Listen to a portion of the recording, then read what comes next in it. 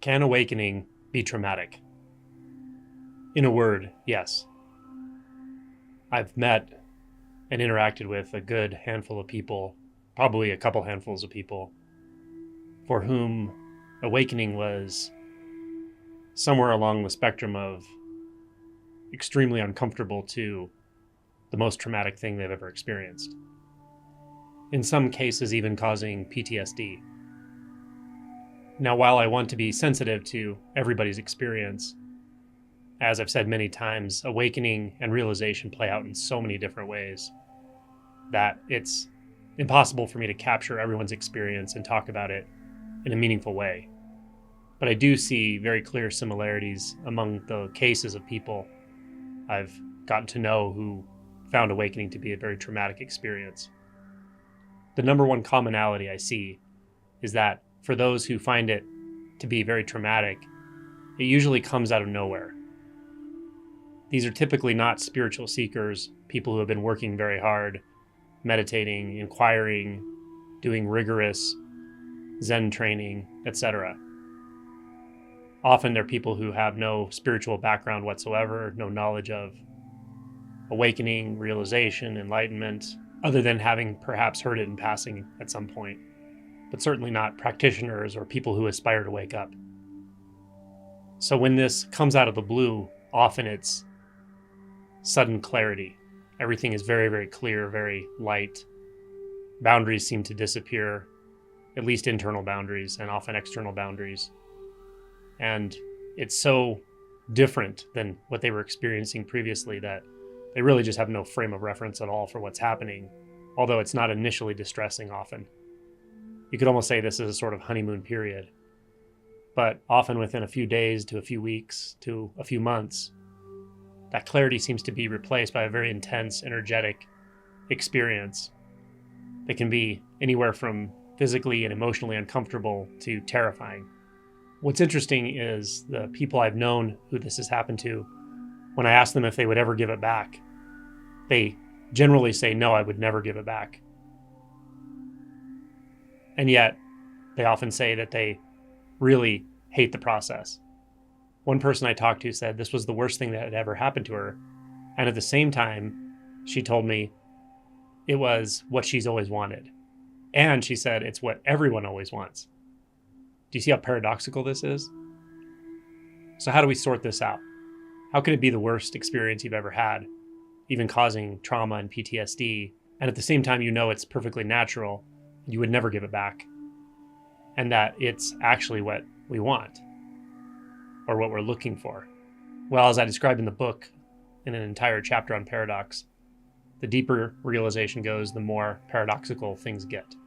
But the key point I want to make about this is that what's remaining when deep realization occurs, whether it's through practice and intention or whether it's spontaneous, what's often remaining, the last thread of will, the last vestige of separate self, is something like pure resistance.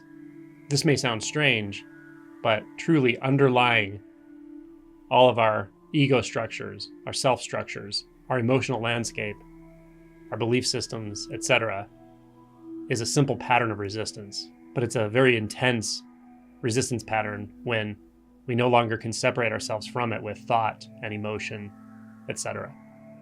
So when we feel this resistance in its raw form, it's just like a huge no. It's like you want to push everything away, or you'd rather just be annihilated than experience what you're experiencing. So again, the vast majority of people don't really come in contact with this until they've gone through a lot of shifts and experiential insights and integration and emotion work. And then at that point, it can still be a kind of horrific experience, but it's usually short-lived and you know what it's actually about and you sort of expect it. But again, paradoxically, for others, it feels totally natural and there's nothing fearful about it. So this last vestige of self, this intense resistance pattern, could be called restlessness in the Buddhist fetter model. The ninth fetter is restlessness. When the self has fallen away and the subtle self sense has fallen away, all that's left is this intense will It's a sort of will to be, a will to push and pull, a will to try to remain in existence, even though by this time it's clear that there's no discrete entity to exist. It just doesn't work that way. That's not how reality actually is.